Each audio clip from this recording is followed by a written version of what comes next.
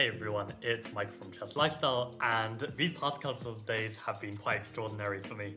I drew to an IM today, and I managed to win my game against 2250 yesterday, which actually earned me a Brilliancy Prize for that round, which I'm very, very happy with. So I kind of wanted to share with you guys the game I played yesterday that earned me the Brilliancy Prize, which for the record got me this 100. Wait, actually, I probably shouldn't show that on the screen. That has the literal voucher code in order to redeem the prize. But yeah, no, my game yesterday, it was a really nicely played game, but also from a psychological standpoint, it was really great.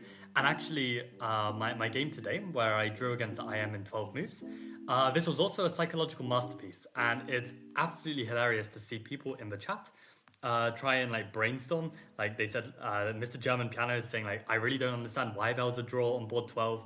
And then someone's suggesting that the games are just messed up or something, the live board or something. And then someone's saying, I suspect that the IM has an important dentist appointment today. So you can see that my game finished just in 12 moves. But actually, there was a lot of psychological aspects that went into this draw. And yeah, actually, maybe I'll share my tips as to how I managed to achieve this draw at the end of the video. But for the time being, let's actually take a look at my game that won me the Brilliancy Prize. So this was against a 2250 German youth player called Marcus Albert. I think maybe he's either just turned 18 or just before it. And he's quite a scary player because his online ratings are 2900. And yeah, for the record, my online ratings, if anyone is coming who's new here, my online ratings are 2500 at a push, right? So yeah, to be playing someone who is 2900 or even consistently close to 2900, it's there's a huge skill gap, right? So how on earth are you going to play a player like this, let alone beat them, right? So the thing you need to do is you need to understand what type of game that they play, especially if they're a junior. They're going to have more weaknesses than a seasoned adult titled player or something like this, who's definitely going to be more well-rounded. And from what I could tell from Marcus's game, basically he's a very, very strong attacking player, very, very strong tactically. And he's always playing for the same setup with the black pieces. He's always basically playing for these kind of King's Indian setups with d6, e5, and g6, and getting this very quick f5 going and just basically completely crushing most of his opponents online with this attacking chess. So as a result, I was doing some prep at first to consider this 1c3 move, and I've actually got some prep here where yeah, I've got his lead chess profile, and my point was that I was a bit afraid of playing with c3 because I thought he might be able to play d6 e5 or e5 d6, and you know, I'm not I'm not hugely against playing this. I'm just going to play e4 here, and it's going to be a great position. But against a player like Marcus, it's probably not a good idea. Because these kind of setups, even though it looks very pleasant for white, actually black can get a lot of initiative and one day try and break with f5 and just try and counter the center. So this is something that black wants to do. And yeah, I knew that I've already got many games in the database where I'm starting 1c3. So I felt like he's going to prep this and he might be playing with d6. So I wanted to play with d4 instead. Because my idea with this prep is that against d4 he's playing knight f6 mostly and playing King's Indian, and then I don't have to worry about these accelerated lines of c3 venom, where basically if yeah, they play this King's Indian structure, which is going to get some position like this, which I've basically outlined in great detail in my course. And yeah, it's just a London against King's Indian, which I understand and can play very well. But the problem is when you start with this move order of c3 d6, if they play, aside from just playing e5, they can also just play this immediate g6 and basically get this accelerated King's Indian attack, and this is actually very dangerous. Like I actually wouldn't advocate playing this with the white pieces, and this kind of thing can happen quite a bit with knight h6 and f5, and this is very very scary to face, especially against a strong attacking player. So that's why against d6 I would just play e4 here, right? And this is what I've outlined in my course. But again, like this is not the kind of game I want to allow against this really strong attacking player. So what I realized was like the majority of his repertoire is based around this d6 e5 push, and therefore in the game what ended up happening was on d6 I ended up playing the move knight f3 to basically shut down black's idea of playing e5. And I'd seen online actually that in this situation he was playing f5, and this is like a really nice repertoire hole for my opponent, in the sense that, I saw that he played this online some games, but he doesn't normally play a Dutch against d4 f5, right? He's not really playing a Dutch. So it's kind of only in this unique situation where he can't play e5, he opts for f5 instead. So I felt good getting this on the board, and I played with h3 here to stay flexible. And actually, originally, I had planned to just play bishop f4 and transpose into something that I recommend in the course, like basically c3, e3, put a knight on d2, and we basically end up playing for either e4 or g4, depending on what black does. But I felt in this position, actually, if I try and contain this e5 push with a move like bishop f4, I actually had a recent game against Finley, what's his name? Finley Bocott Terry, this 2250 from the UK. And we actually had this exact position, and I played with bishop f4. And basically black manages to get an e5 anyway with an eventual like knight c6 and queen e8 and e5. And although it's not great for black against a strong attacking player, it's very tough to play against. So actually, at this moment, I realized that this exact position that we've got on the board, I actually used to get from this move order with the Reti. And basically against the Dutch, I used to play the system where I would play h3 and a very quick g4 here. And the point is that when they take, this queen d3 move is very devastating, and knight g5 is coming in, and it's very close to being lights out already for black. So that's why a lot of players, rather than play e6 here, they play d6 so that they can control the square of the bishop. But then I can still play g4, and even if they take with the bishop, the top engine move is to play knight c3 here. But I really like this move queen d3, kind of with the same idea of the other line of knight g5. And although objectively not as strong, it's very, very tricky for black to face. So this has been some prep when I used to play the Reti, and I realized that when I got to this position that actually I have this exact situation. And the funny thing was, like, in the time it took for me to, debate whether to play knight f4, bishop f4, or to play g4, this meant that when I actually decided to play g4 in the game, my opponent probably thought that I was just improvising, right? Like if it was concrete prep, then I'm probably playing it instantly, right? So the fact that I spent like 5-6 minutes here, this worked out in my favor. And I reckon had I banged out g4 immediately, I reckon my opponent would just play g6, keep it solid, and actually this is a decent way to play against my g4 thrust. But instead, he decided to trust his intuition and take like this, and I immediately banged out queen d3. And I think this definitely unnerved my opponent a bit, because now he's starting to think like, oh, was I in prep all along? Did I stall for 5 minutes just for psychological impact? He decided to bail out with bishop takes f3. I feel like he wouldn't have done this had I not played queen d3 instantly and so confidently. So he decides to trade the pieces, and at this moment plays knight c6. And actually I thought that at this moment maybe I'd messed up here, because after c3 he gets an e5. And I don't really want to be playing e3 while my bishop is kind of locked in this pawn structure. But luckily for me, after knight c6, I'd already realized that after c3, e5, I actually have this nice move, bishop g5. Because bishop g5, he can't actually take on d4. Maybe you can have a think why if you'd like to pause the video. But yeah, basically he can't take because he simply loses the knight, right?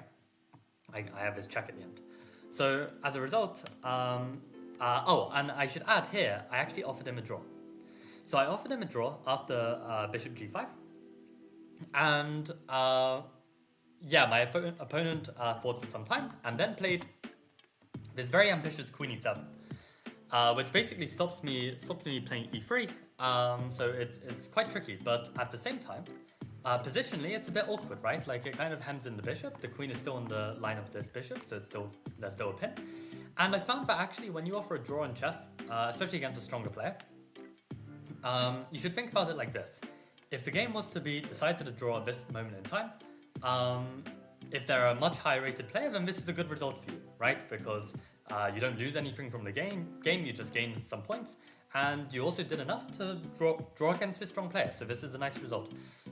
If they decline it, there are many psychological things that can end up happening. So the thing here with Queen e7 is like he's kind of overcompensating and just saying like, oh yeah, I'm proving to myself and to the opponent that yes, I am playing for the win here. Queen e7, like rather than like a calm move that might be like, okay, why are you playing on? This is just a draw, something like this, right?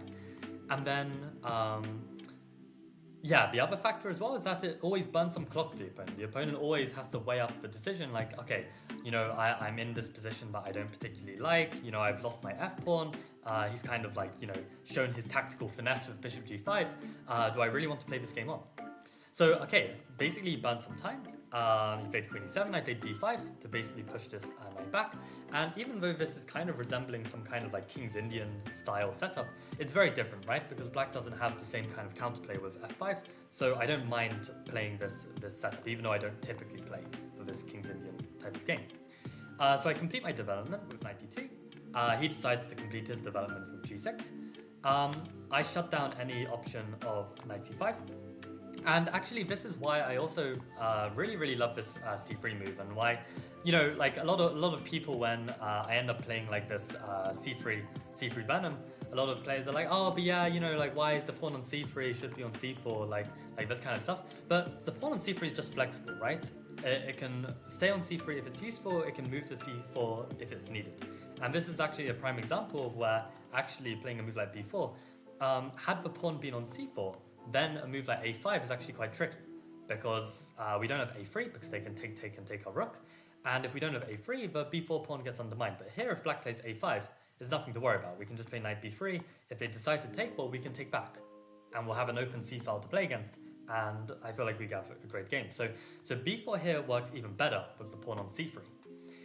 And at this moment, because he plays bishop g7, I have a feeling that maybe castling kingside could be on the cards at some point. And I just shut that out with bishop h3, because now if castles kingside, I just go bishop e6 check, king h8, rook takes h7, king takes h7, and queen h3 would be mating, or black would have to block with the knight and lose the queen. So he decides to castle queenside. And at this moment, yeah, I was very happy with my move here. I played the move queen d3. And the reasoning is that I felt like I thought for a sec, like, okay, what is my opponent's plan here? And I felt like he might play h6 and block in my queen from accessing the queenside, which is where his king is, which is where I want to go. So I play queen d3 so that after h6 I can play bishop e3. And now I'm hitting the a7 pawn, so he decides to defend it. And then I just bring my knight in. And he plays knight h5 quite quickly, and I just go for knight a5. And again, I offer a draw at this moment. Now, this was a bit riskier, because ultimately, yeah, like, I felt like my position was good, and, he might accept the draw, and then I miss out on a chance to win. However, in the past, I've reached really, really promising positions like this in the past, but against very, very strong tactical players, namely a 2900 online player, even if you've got a great position, their resourcefulness in the defense and tactically in the defense is just so impressive that I've managed to butcher up these kind of positions many times and lose these kind of positions. And again, from a rating kind of goal perspective, when you lose a game like this, it doesn't matter how great you are playing. If you lose, you get minus points, right? But a draw or a win is like a good rating gain against a strong opponent, right? So in this position, I offered the draw. And the other factor that came into this was around at this moment, I think both of us had around like 30 something minutes left, maybe 40 minutes.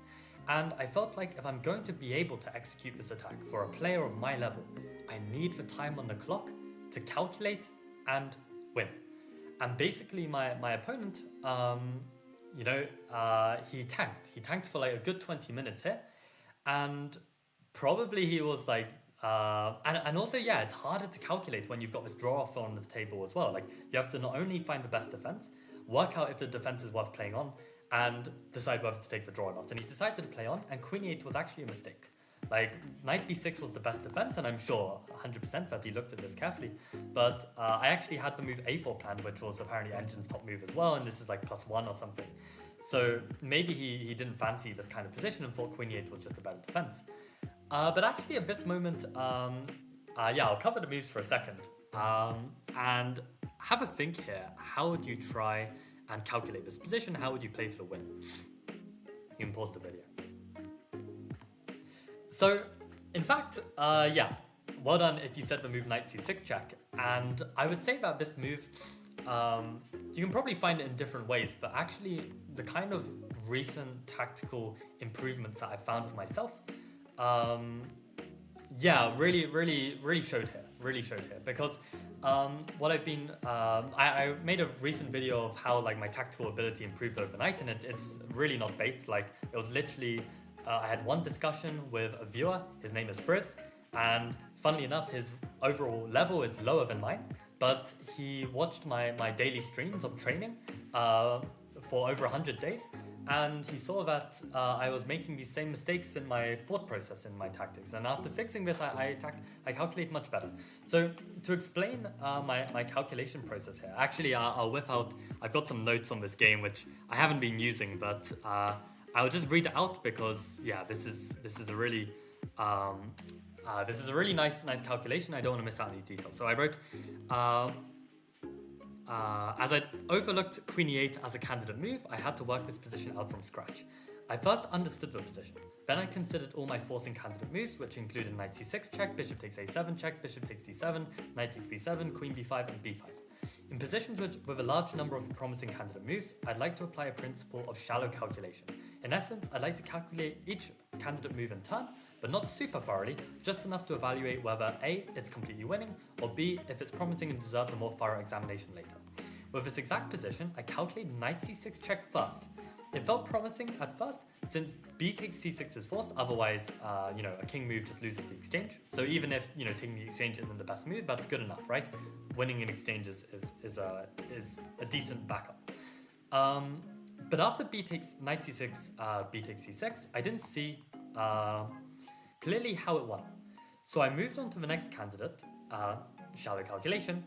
Bishop takes a7 check didn't seem to lead anywhere, so I moved on pretty quickly. Then I looked at bishop takes d7 and realized that actually after both queen takes d7 and rook takes d7, knight c6 check was now winning by force. And I can give these lines here. So you're gonna see. So let me just finish off what I'm saying here. So after this queen e8,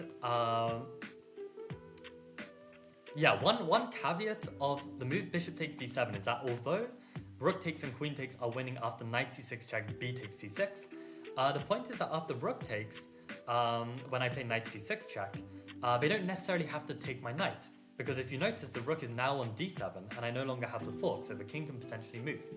So because of this, rather than, calculate this king a8 and king c8 and burn time this way, I realized that actually I can put 2 and 2 together and just play knight c6 check first. Because as we discussed already, black cannot move the king without losing the exchange, and if they were to take, well now I can take on d7. And here are the lines that win. If queen takes, then I can simply play queen a6, and the point is that if they try and block c5, I can take with the pawn, and I bring in my rook, and this is just completely over.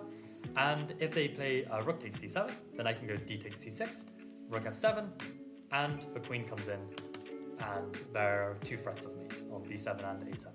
So basically, this tactic is completely winning. So after knight c6, my opponent will queen e8. And this is where I'll go back to the game without annotations. I might publish it somewhere someday, so we'll see. But my point is that, he played king a8, and I was super proud of how I handled this position. Because I really handled this position in a practical mindset as opposed to a concrete mindset. Like concretely, maybe you calculate, both of these options of how to continue the attack or how to continue the play, and you decide which one is stronger. But for me, all I had to realize was my opponent is a 2,900 online player, right? And therefore, even if I take this exchange, there is every chance that my opponent is going to outplay me with 2 knights and a rook against 2 rooks and a bishop. Right? Like, it sounds ridiculous, but even an exchange down, a strong attacking player loves to play with knights. I don't know if I would be able to convincingly win this game. Like, 10 out of 10 times. Like, my opponent is super strong. So, on this basis, I decided to take on a7. Because the logic is that here, his king is still weak, I keep up an attack, and I don't give him a chance to be able to play me. I'm the one who's got all the play right now, and I keep it that way. So he goes knight b8. I'd actually missed this defensive resource, but it's kind of difficult to, see all the defenses and calculate all of them because they all kind of like suck. And in this position, I had this move c4, basically to try and bring my queen to a3. And he actually decides to play the move b6 here, which, again, wasn't on my radar. And here I played queen e3 on intuition, but it has to be working. And now came a second moment to calculate and find the win. And again, I will read out my explanation here because I think this moment was really nice. So now at this point, I really needed to knuckle down and calculate. I had around 15 minutes left, and this is what I saw. So feel free to pause the video if you'd like to try and find it yourself. So I wrote, my candidate moves included knight b5, knight c6, b5, and c5.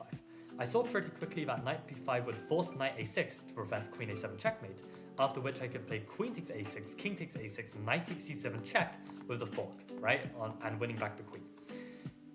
Resulting in me having 2 pawns up, because I'd win 1 pawn on c7 and I'm already a pawn up.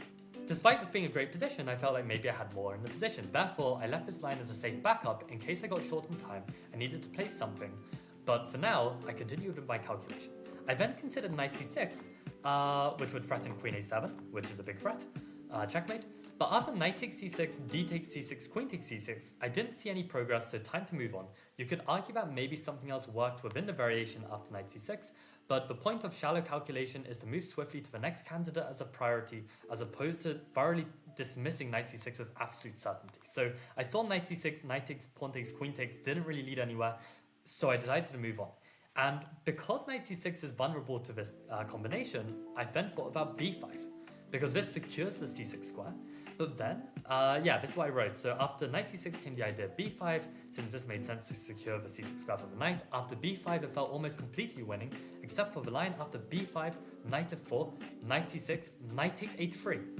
And then after queen a7 check, the king actually has c8 because the bishop is no longer controlling the square, and I couldn't really clearly see the win.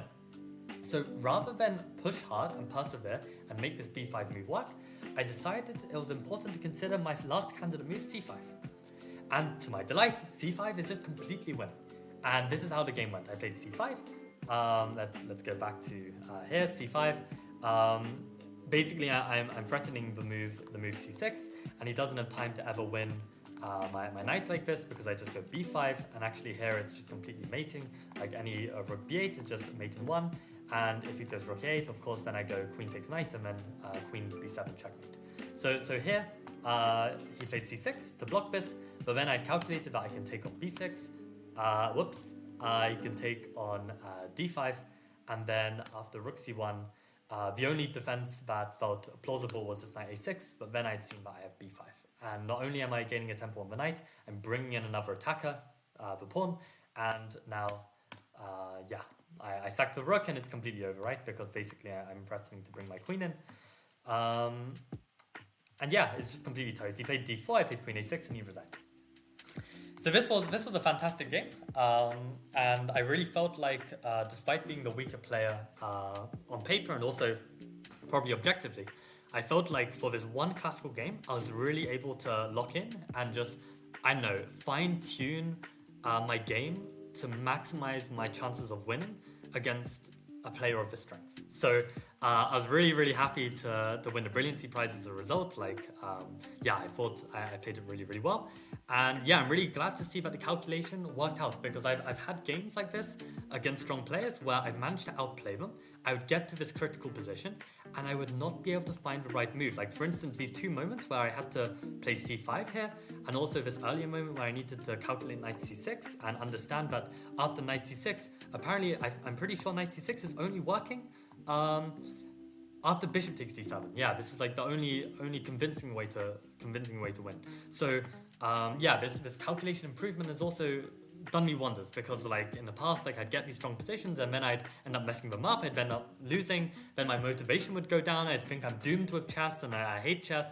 And yeah, so really I feel like being an all-rounded player is absolutely essential to just like you know, making progress and yeah, keeping spirits high. And I think I'm getting to that point, right? Like where yeah, my tactical ability has improved very recently. My positional ability has improved over the years and years of experience that I have had playing like my kind of chess. And finally then the practical kind of skills of these draw offers and these kind of decision-making skills in my preparation. Like this used to be my strongest suit as a junior. And for a long time, I'd kind of lost this skill. I don't know how I lost it, but somehow I'm managing to bring it all back now, and it's all coming together in a way that's leading to these great results. So yeah, just very, very happy with how it went. And as I promised, I wanted to show you guys my draw against Mr. Mainz, who yeah, is a very legit. I am actually, his peak rating was 2,500. And let me tell you about this game. So let me read this out. I made some annotations. So I put, given my flying start, I was now paired up against an IM for round 3. From my preparation, I understood that my opponent was predominantly a 1d4 player, with the only alternative being 1 knight to 3. I found 4 of his Benoni games online, of which he'd won 4-0. And when I say online, I mean like his over-the-board games. So I made sure to prep each of the variations that came up here and hope for the best. I also made note of the fact that my opponent had lost FIDE in his last few tournaments. This might have an effect on his confidence, and he'd absolutely not want to lose to me, since a loss to a player 400 points lower rated will almost guarantee rating loss from the event. So, he started off with d4 as expected. We get a Benoni, which is the opening I've been playing for 15 years, and I understand very well. And at this moment, my opponent paused to think. To me, this suggests that my opponent hadn't prepared something specific against my Benoni, since I've got countless games in the database. In addition, I knew that my opponent didn't have a game against the Benoni for several years, at least on the database, so he might be out of touch with the opening if he's not facing it often at his level. And you've got to keep this in mind as well. When you're a lower rated player and you're playing a stronger rated player, you don't necessarily need to avoid playing your slightly dubious openings, because ultimately a stronger player is going to end up getting more experience against stronger players, and stronger players don't typically play openings like the Benoni. So if you can play Benoni and you understand it really, really well, this is going to be practically like a really strong weapon against a strong player. So obviously my opponent knows of the Benoni, he's had some different games of it, but probably doesn't face it so often. So he went for bishop f4 here. And after the move bishop f4, the point is that if I play bishop g7, there's these queen a4 lines, which I saw he actually played. So I played a6, a4 and bishop g7. And actually he's got one game in the database where he played e4, so I had prepped this position quite thoroughly. But he ends up going for h3, which is like this other main line involving this bishop f4. And the cool thing is that I actually have prep here with 98 from 2600 GM. And basically what ended up happening was here he played bishop e2, which is what everyone played, and that meant I got an e6 before he was able to get an a5. And we actually spoke after the game quite briefly about this idea to play a5 first, whether that's good. And actually I'm going to look into this after this video to make sure that I'm like thoroughly booked up here if any opponent tries to play a5. But yeah, I got him b6, and basically at this moment, yeah, my opponent tanked to think for 10 minutes. I hadn't seen any games in the database of this position, so I assumed he was out of his comfort zone with how to play this position. After thinking 10 minutes, he let out a groan, sat back in his chair for a second, and at this very moment, I offered him a draw. He fought for another 10 minutes with his clock approaching the hour mark, and he accepted the draw. And bearing in mind, at this moment, I literally had over my starting amount, right? I had 92 minutes, like I was completely in book here. And even though this wasn't something specifically I prepped against him, I just know my lines well, and I know the ideas in this position very well. So Yeah, after the game, we discussed the plans and ideas here, but everything felt unclear. Also, I should add that before the round today, I'd won the previous round's Brilliancy Prize, which got announced to everyone. I believe this unnerved my opponent too into accepting the draw, not wanting to risk playing against a player that won a Brilliancy Prize in an opening that he was clearly out of depth with. So yeah, we'll take it. So that basically answers all of the questions in chat about yeah, what is going on with the board 12. So maybe that's a mystery solved. But yeah, basically, yeah, I won 2.5 out of 3. I think I've gained like maybe 40 rating points already. But the most important thing I'm going to do now is really try and not let this get to my head. Like, I'm going to basically take each game as it comes. I mean, I literally came from the Prague Open the week before, and you know, I didn't have an amazing tournament there. I basically broke even, and I don't think my chess is necessarily much better now than it was then. But okay, maybe like I'm kind of warmed up. I'm kind of a bit more relaxed about classical chess, and it's kind of all clicking quite nicely. So. In short, I'm basically just going to keep taking game by game, not let it get to my head, really just kind of prepare and focus just like I have been for these last 2 rounds. I mean, one day I'll show you guys my round 1, which was a crazy 6-hour long game. It was so interesting. It could probably take another hour to go through all of the details. But yeah, if you happen to be new here and you enjoyed my explanations, I am a chess coach, and I have a Patreon where I am offering some coaching services. But also, I have recently released my first chessable course on a opening 1c3. So if you are wondering, like, what is this 1c3 that I was showing earlier in this video? Like, yeah, I've got a whole course on it on chessable. It's called 1c3 Venom. So it released like last month. But yeah, basically, yeah, this is Chess Lifestyle, living Chess Lifestyle, and yeah, I hope you guys enjoyed that recap. So yeah, probably not going to have time to do much recapping for the rest of the tournament. Don't think I'm going to get many 12-move draws against an IM. But yeah, we'll take it, and yeah, see you guys tomorrow for another daily stream. Okay, thank you also for everyone supporting the channel, and adios.